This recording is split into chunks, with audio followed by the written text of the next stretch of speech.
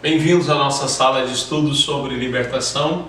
Ontem nós vimos uma aula sobre o agrupamento de demônios, como eles se alojam, as características. Vimos apenas 3 casos de muitos que podem acontecer. Hoje queremos falar sobre uma arma importante a ser usada na batalha espiritual. Nós entendemos como o dom do discernimento espiritual. 1 Coríntios capítulo 12, 8 e 9 diz assim: porque a um é dado mediante o Espírito a palavra de sabedoria, a outro segundo o mesmo Espírito a palavra de conhecimento, e a outro o discernimento de espíritos.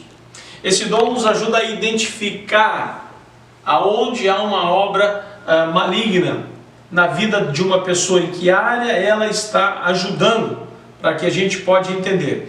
2 Coríntios 11, 4 diz: e não é de admirar, porque o próprio Satanás se transforma em anjo de luz.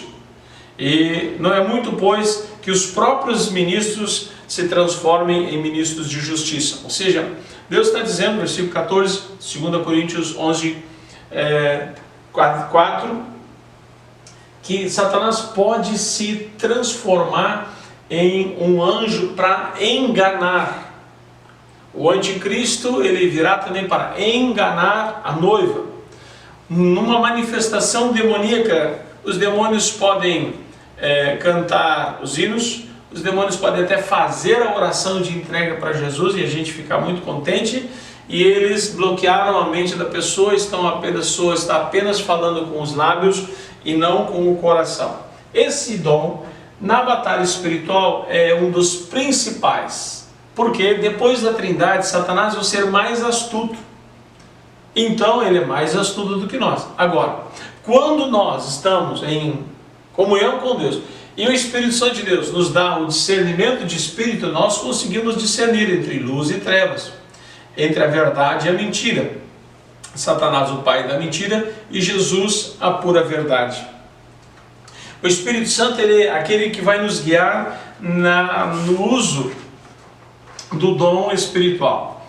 Em João 14, 15 diz assim: porque ele vos dará o Consolador, a fim de que esteja para sempre convosco, o Espírito da verdade. Nós sempre vamos ser guiados pelo Espírito de Deus. Deus não aceita a mentira, a aparência do mal, nada. Para Deus a única coisa que vale é a verdade, a palavra verdadeira, a intenção verdadeira, o propósito verdadeiro, e nunca mentira. Já Satanás é aquele que é diaboloso, que gosta de enganar ou usar 1001 disfarces para nos trazer o tormento. O Espírito Santo sempre traz a convicção, do pecado e gera em nós o arrependimento. Satanás sempre traz acusação. O Espírito Santo de Deus traz arrependimento, e Satanás um espírito de acusação, de acordo com Apocalipse capítulo 2. Nós podemos vencê-lo por causa do nome e do sangue de Jesus. Mas discernir, como saber se ali tem luz ou trevas? Aí é o Espírito Santo de Deus que nos guia, que ele nos vai orientar.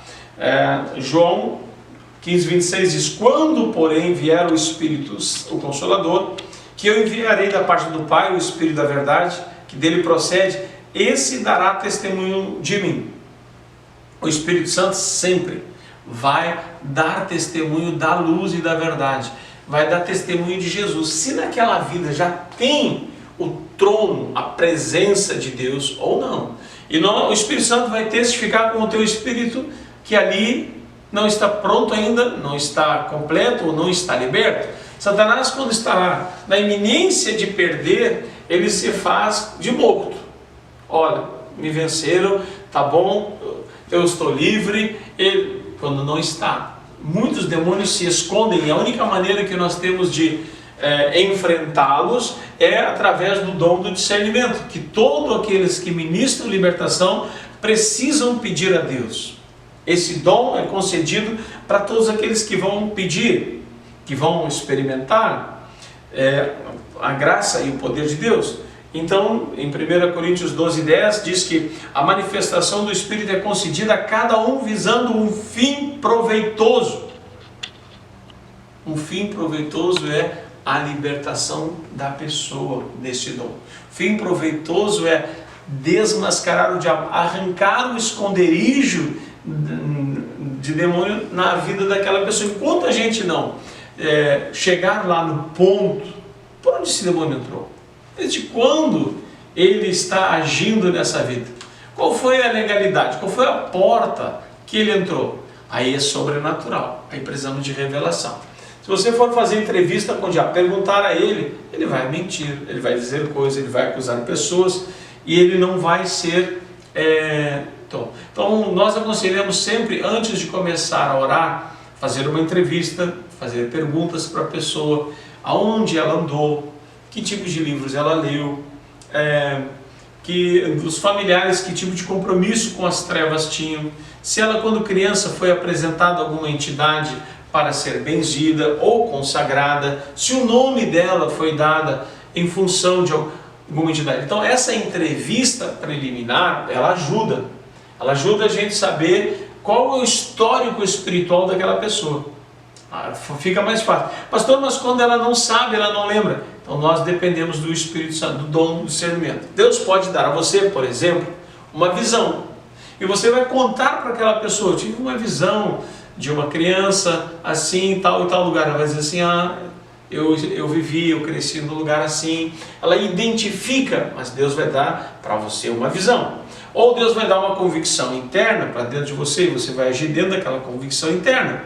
Ou o Espírito Santo de Deus vai dizer no teu ouvido: olha, o demônio está ali, e você vai ouvir e vai aprender. O dom de discernimento, ele é sobrenatural. O natural é a entrevista, ajuda bastante. Mas a chave é aquilo que está oculto e que nem a pessoa ela não consegue dizer porque ela não lembra, ela não sabe. Algumas pessoas foram amaldiçoadas no ventre, quando estavam ainda no período de gestação, foram consagradas às entidades antes de nascerem. Ela não sabe disso.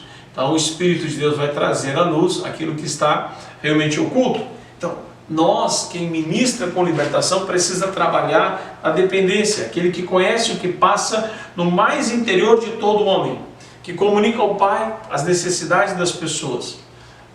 Na igreja, o Espírito Santo é o verdadeiro detector de mentiras. Em Atos capítulo 5, Ananias e Safira disseram que tinham vendido um campo por um valor, mas tinha sido por outro, e o casal resolveu entrar em acordo em mentir, dizer: olha, vendemos por um valor menor. Aí eles deram menos oferta lá na igreja. O apóstolo Pedro disse: vocês mentiram ao Espírito Santo. E isso não escapa, ninguém pode mentir para Deus.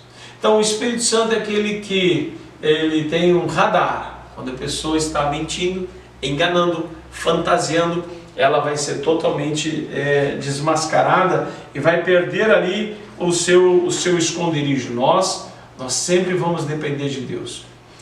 Lembramos de Atos capítulo 16, versículo 17, falamos algumas vezes aqui que essa menina falava a verdade. Atos 16, 17, esses homens são servos do Deus Altíssimo que vos anunciam o caminho da salvação. Ela estava falando a verdade a respeito de Paulo e Silas, mas Paulo repreende nela o espírito de adivinhação, porque o que ela estava dizendo era verdade, mas o fundo era falso. A fonte era falsa. Você pode ir numa cartomante, ela dizer coisas para você que são verdadeiras, mas quem está te dizendo é Satanás. E aquilo que vem do diabo é somente para prender a pessoa. Pessoa que teve uma exposição ao espírito de adivinhação, ela está presa, está em dívida, porque foi lá e tomou um serviço deles. Agora ela tem parte, eles têm direito de agir na vida dela.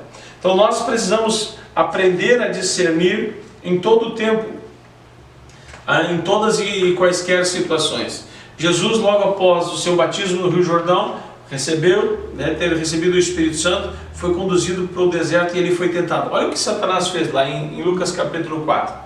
E Jesus, cheio do Espírito Santo, foi guiado no mesmo Espírito para o deserto. E durante 40 dias e 40 noites foi tentado. E o Espírito Santo estava com ele ali, naquele teste. Então, no poder do Espírito Santo, Jesus venceu o diabo e voltou para a Galileia.